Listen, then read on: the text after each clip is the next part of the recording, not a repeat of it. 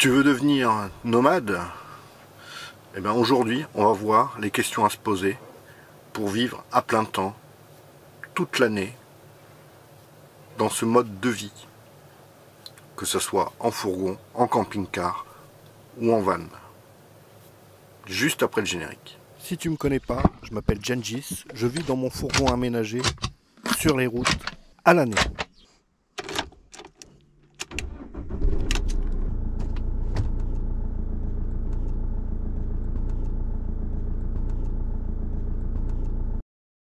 J'avais trouvé un petit spot sympa pour te faire la vidéo, sauf que il fait gris, il commence à pleuvoir, donc rapatriement rapidos dans le fourgon, et ça aurait été plus joli quand même avec un décor un peu moins classique, on va dire.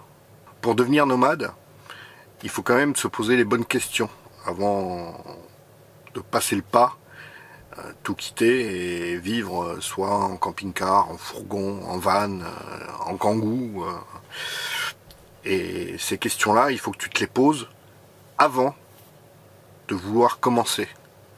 Parce que une fois que tu es parti, bien sûr que tu peux revenir en arrière, mais tu seras parti pour rien. Ce qui a aucun intérêt. Ce qui a strictement aucun intérêt. La première question à te poser, c'est le pourquoi. Pourquoi je veux devenir nomade? Pourquoi je veux vivre en fourgon, en camping-car, en bus, en kangou? Est-ce que c'est un effet de mode? Est-ce que c'est parce que tu as vu ça sur YouTube ou à la télévision, puisqu'il y a plein de reportages maintenant? Mais si c'est un effet de mode, arrête de suite. Parce que, comme tous les effets de mode, à un moment, ça s'arrête. La mode change et tu vas pas aimer cette façon de vivre. Donc, ça sert à rien, arrête de suite. Idem, si c'est pour l'argent, si c'est pour dépenser le moins d'argent possible, tu vas pas aimer non plus cette vie. Je sais bien qu'il y a des chaînes YouTube qui te disent que leur budget pour le mois est de 400 €, donc tu peux vivre, vivre, si on appelle ça vivre, parce que c'est à 400 € par mois, tu survis, tu vis pas. Et moi, je peux te dire que le budget, tu multiplies par 3 pour vivre normalement, on va dire. Donc, le fait de le faire pour gagner de l'argent, ou en dépenser moins, sous prétexte que tu n'auras plus d'impôts locaux, tu n'auras plus d'impôts fonciers, mais si c'est pour vivre sur le parking d'un Lidl, sans jamais bouger, comme ça, tu n'as même pas besoin de voyager pour aller faire tes courses, non, achète ou loue une petite cabane à côté d'un étang, ça fera pareil. Et après, dans l'idée, si tu veux acheter un terrain pour poser ton fourgon, ton camping-car, ton bus, ton kangou dessus, tu vas avoir tous les inconvénients de la vie nomade, sans en avoir les avantages, et tous les inconvénients de la vie sédentaire, sans en avoir les avantages. À partir du moment où tu poses ton véhicule sur un terrain, d'une, tu vas plus voyager, qui est quand même le concept de la vie nomade, c'est de voyager, hein, pas, comme je t'ai dit, rester dans la cour de tes parents ou sur un parking de Lidl. Et donc, forcément, si tu achètes le terrain que tu te poses dessus, soit il te faut un deuxième véhicule pour pouvoir aller faire tes courses, ou tu y vas en vélo, si c'est pas trop loin, mais ton véhicule va plus jamais bouger. Même si tu dis oui, mais non, arrive un moment, puis t'as beau faire des vidéos YouTube en disant nomade et j'achète un terrain, et à partir du moment où tu achètes un terrain, t'es plus nomade, t'es sédentaire. Donc t'auras une vie de sédentaire. Et quelque part, ça n'a aucun intérêt. Achète un petit chalet ou un bungalow, ou tu mets une tente quechua sur ton terrain, et ton véhicule, tu pourras toujours l'utiliser pour aller faire tes courses. Mais acheter un terrain et poser ton véhicule dessus, enfin, à mon compte, il n'y a aucun intérêt. Il n'y a strictement aucun intérêt. Et croire que tu vas gagner de l'argent, c'est une utopie. C'est une utopie. Si c'est pour la liberté, c'est une forme de liberté, je te l'ai déjà répété, je le redis, je sais, je deviens vieux.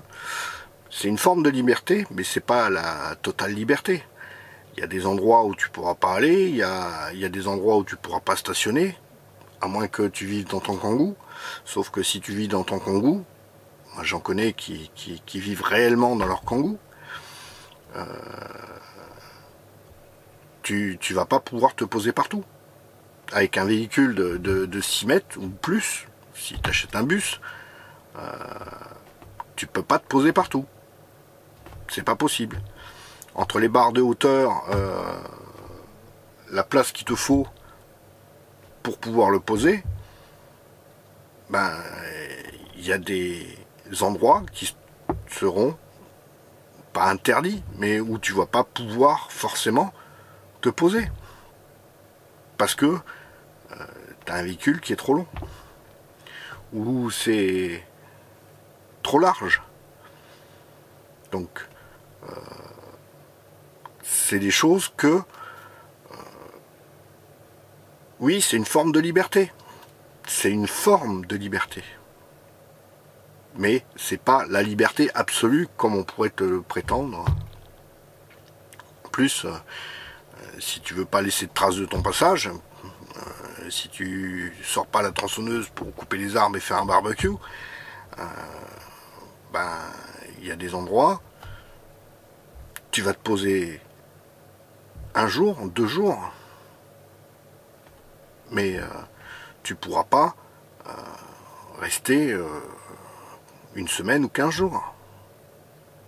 Donc, oui, c'est une forme de liberté, mais à quel prix? Si tu veux faire ça pour le voyage, ben justement, c'est ça le truc. Oui,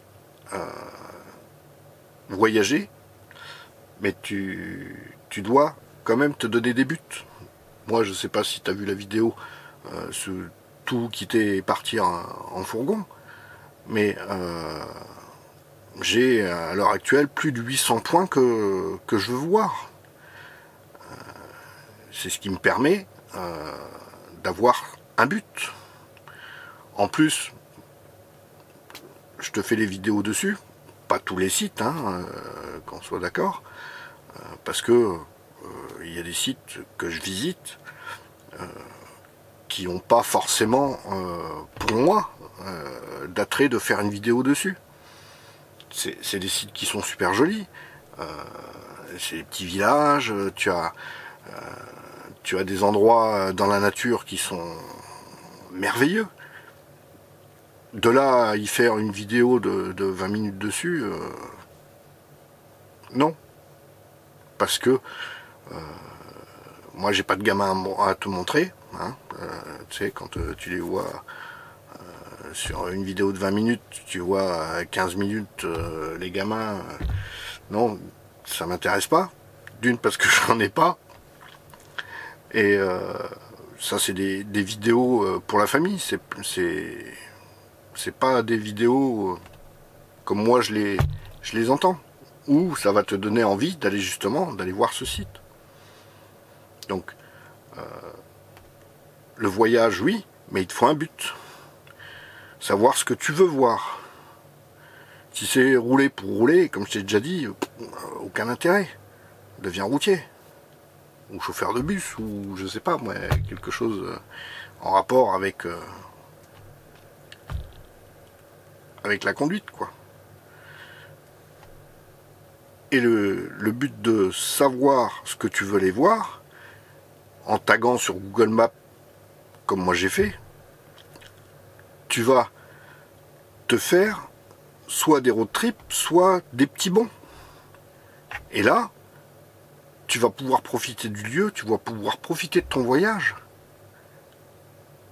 La question, elle est là. Il faut savoir ce que tu veux voir. Bien sûr que tu peux découvrir par hasard plein de choses, j'en ai découvert plein par hasard. En taguant sur un site, tu vois des panneaux ou l'office du tourisme ou, qui t'indiquent certains lieux qu'il faut voir, que tu n'avais pas à taguer, donc forcément.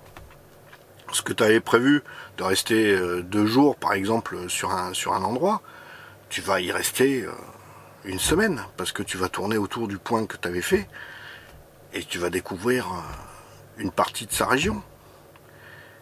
Et ça c'est des choses qui, oui, à ce moment-là, oui, fais-le. Engage-toi. Mais il te faut réellement un but. Après, c'est sûr que si c'est une obligation, parce que tu peux plus payer ton loyer, etc., etc., que tu te retrouves en fourgon, avec très peu de choses dedans, hein, une douche quechua, quelque chose que tu as, ce qu'on appelle aménagé, qui n'est pas réellement aménagé, mais que tu as mis un matelas où tu peux dormir, manger, te laver dedans, ou dehors. Ça, oui, c'est une solution, mais c'est une solution qui n'est pas pour du long terme. C'est pas une solution qui est pérenne, parce que tu te retrouves dans l'obligation de le faire, et ça, c'est quelque chose qui ne peut pas être en long terme. Après, tu peux forcément apprécier cette vie, mais c'est quelque chose qui va être contraint par rapport à ton budget. On revient toujours à la même histoire d'argent, mais si dans un studio, tu arrives pas à vivre au RSA, tu vivras pas mieux dans un fourgon.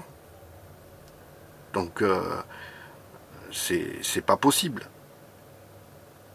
Tu vas avoir plus de contraintes, tu vas avoir plus de liberté, que tu vas croire avoir plus de liberté, mais non. Prends un appartement plus petit, qui te coûtera moins cher, mais à moins que tu sois réellement dans l'obligation, c'est une solution pour pas devenir clochard. J'allais dire SDF, mais à partir du moment où tu es nomade, tu es SDF. Mais clochard. Donc, c'est quelque chose qui peut te dépanner quelque temps, mais c'est de l'obligation. Il ne faut pas que cette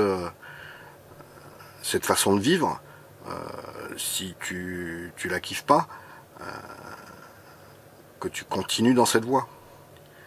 Si je t'ai pas encore dégoûté de cette vie, et que tu es toujours pareil pour partir, faut bien voir que il faut que tu fasses le choix du bon véhicule en fonction de ce que toi tu veux faire.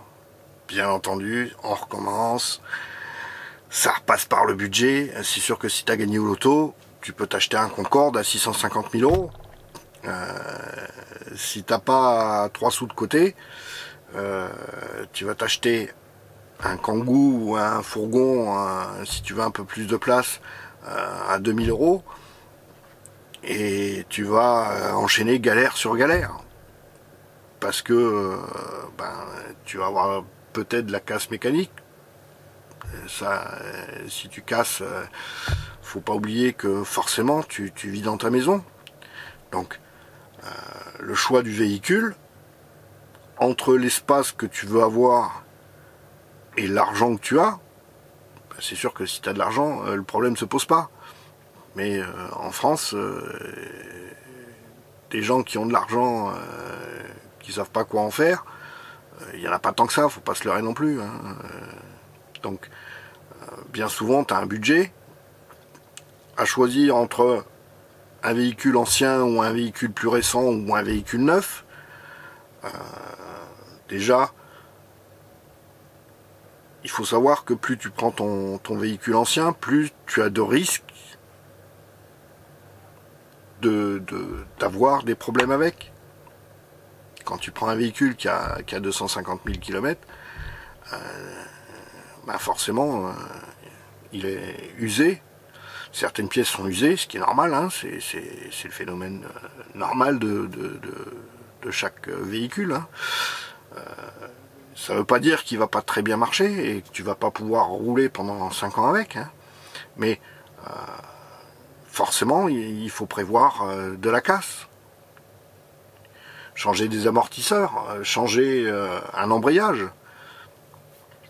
Et si tu n'as pas les sous pour le changer, tu vas faire quoi? Faut pas oublier que tu vis dans ta maison.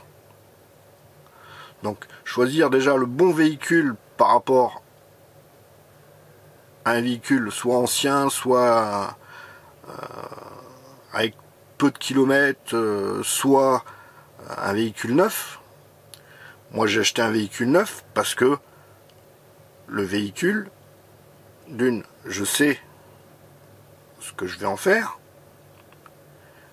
et que c'est parti pour 20 ans, on va dire. À moins que il y ait quelque chose qui se passe au niveau de la santé, ou qu'on me le fracasse, ou je le fracasse. Mais au départ, c'est pas prévu de faire ça pendant 1 an. Déjà c'est mort, puisque j'ai déjà passé les 2 ans. Donc faire ça pendant 1 an, et puis après me dire, voilà, j'arrête, j'achète un terrain, je me pose, je retourne en appart, ou en maison, ou je sais pas. Mais à partir du moment où, bien entendu, c'est toujours le nerf de la guerre, c'est l'argent. Si tu as les moyens de faire un crédit, parce qu'il ne faut pas se leurrer non plus, hein, je ne l'ai pas acheté cash, hein, je ne l'ai pas payé cash, hein, il appartient à la banque. Si tu as les moyens d'acheter un véhicule neuf, que tu as de l'argent de côté, fais-le. Pourquoi? Parce que tu vas partir sur déjà 4 ans ou 5 ans où logiquement tu ne vas pas avoir de problème dessus. Les problèmes des véhicules neufs, ils arrivent, comme sur tous les véhicules, quand tu achètes une voiture neuve, les problèmes arrivent sur les 6 premiers mois. Donc à partir du moment où tu dépasses à peu près cette date, tu sais que ton véhicule, à moins que tu sois un peu bourrin et que tu fasses n'importe quoi avec, mais si tu l'entretiens correctement, si tu fais attention, tu vas le garder 20 ans. Même si on te dit, ouais, les véhicules aménagés, ça tient pas 20 ans, c'est plus comme dans le temps. Oui, oui, si tu veux. Mais prendre un véhicule d'occasion,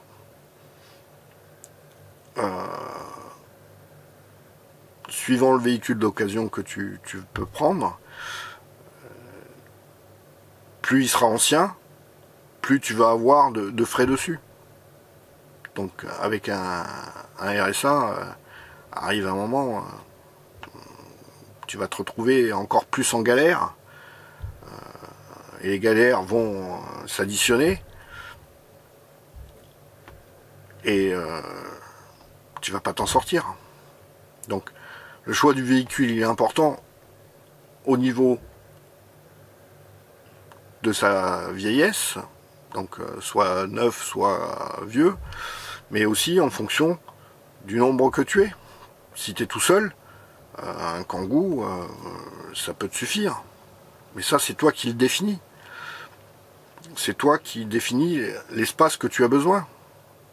Sachant que, forcément, si tu vis à l'année dedans, il y a des choses qui vont te servir que l'été, et comme il y a des choses qui vont te servir que l'hiver. Donc, il faut que tu définisses cet espace. À 7 dans un Kangoo, ça va être très compliqué la vie. À 7 dans un bus, c'est beaucoup moins compliqué. Donc, en fonction du nombre que tu es, il faut que tu voies l'espace que tu veux. C'est sûr que si t'es célibataire, tu peux choisir du Kangoo au bus, c'est sûr. Mais c'est une vraie question à se poser. C'est une vraie question à se poser parce que ça va jouer sur ta vie quotidienne. Donc, il faut que tu te la poses. Moi, j'ai choisi un fourgon plutôt qu'un camping-car. Pourquoi ? Parce que, d'une, tu as une structure complète. Donc, au niveau des infiltrations, à part rentrer par les joints ou le trou que j'ai fait pour faire passer les câbles du panneau solaire, sachant que c'est moi qui l'ai fait, donc je sais comment je l'ai fait, et il n'y aura pas d'infiltration. Quand tu as un camping-car, c'est une boîte rapportée sur le châssis. C'est de la fibre. Donc arrive un moment, plus tu prends un truc vieillissant, plus tu vas pouvoir avoir d'infiltration. Ce qui logiquement ne devrait pas arriver dans un fourgon. Après, oui, il y en a qui ont eu des infiltrations. Bien sûr. Tu as toujours un exemple. Tu as toujours un exemple. Mais, en plus, je suis à 2,05 m, donc quand tu passes dans certaines rues où c'est indiqué 2,15 m, ça passe. En camping-car, étant donné que tu es un peu plus large, tu risques soit au minimum de gratter, soit d'être coincé. Mais c'est des choses que il faut quand même réfléchir et te poser la question de savoir où est-ce que tu veux aller avec. Si tu vas que sur les airs, te pose pas la question. Achète un camping-car, tu auras plus de place. Si tu veux rester un peu dans la nature, suivant où tu vas, quand tu prends les départementales, tu sais, où il n'y a pas de ligne blanche au milieu, forcément les routes sont beaucoup plus étroites. Donc tu vas te retrouver dans des coins où tu vas peut-être avoir du mal à passer. Donc moi, c'est entre autres, hein, c'est pour ça que j'ai choisi un fourgon et pas un camping-car. Donc j'ai laissé un petit peu de place de côté pour pouvoir aller quasiment où je veux. Mais ça, c'est une question aussi à te poser. Où est-ce que tu veux aller? Où est-ce que tu veux vivre? Si c'est en nature, si c'est sur les airs, si c'est sur les parkings de Lidl. Ça, c'est toutes ces questions-là qu'il faut que tu te poses avant de dire, moi, je pars, demain, je raccroche les clés de l'appartement et je file. Donc, pose-toi énormément de questions. Je te parle pas de la couleur. La couleur de ton fourgon, de ton Kangoo, on s'en fout. C'est pas ce qui va t'aider à vivre. Mais où est-ce que tu veux aller? Pourquoi tu veux le faire? Pourquoi tu devrais aimer cette vie? Et puis à un moment, une fois que tu as répondu à toutes ces questions, du pourquoi, comment, où, essaye, lance-toi. Soit ça va te plaire, Et si ça te plaît, ben tu vas pas lâcher. Soit ça va vite te déplaire, et dans 6 mois tu l'auras revendu. Donc au pire, si tu veux vraiment essayer, loue quelque chose en plein hiver, pas en plein été comme tout le monde, parce qu'en plein été le quotidien est super facile, mais loue-le 3 semaines et tu vois. Si tu es toujours partant pour cette vie, je te conseille de regarder la vidéo que je te mets là. C'est la vidéo sur la solitude.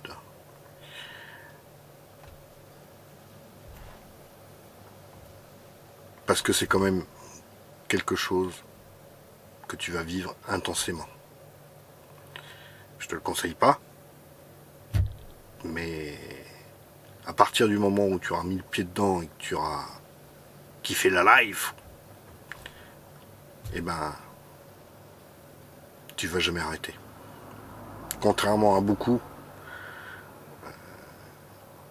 tu verras que c'est une super vie.